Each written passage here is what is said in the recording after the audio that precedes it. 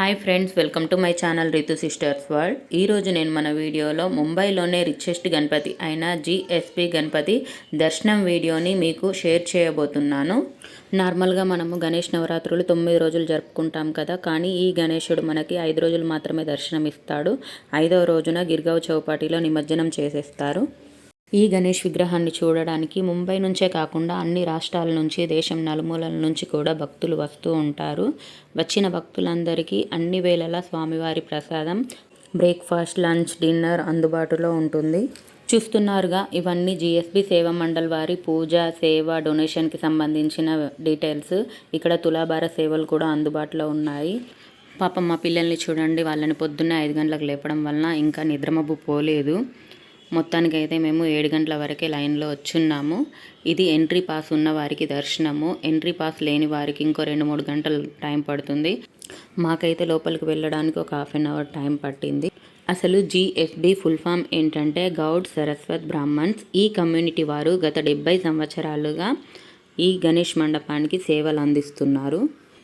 GSB గణపతిని richest Ganapati అని ఎందుకు అంటున్నామంటే, ప్రతి సంవత్సరం ఈ గణేష్ విగ్రహాన్ని బంగారం మరియు వెండితో అలంకరణ చేస్తారు.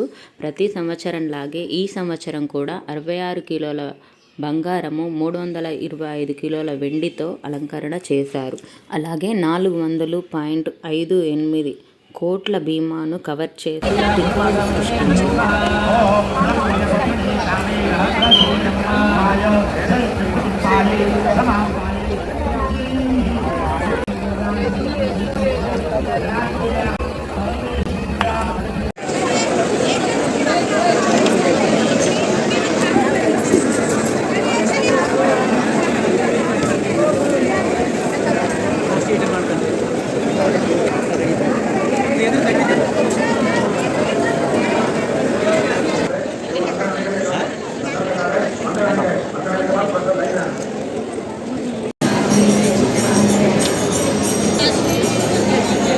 జై గురు గణేష్.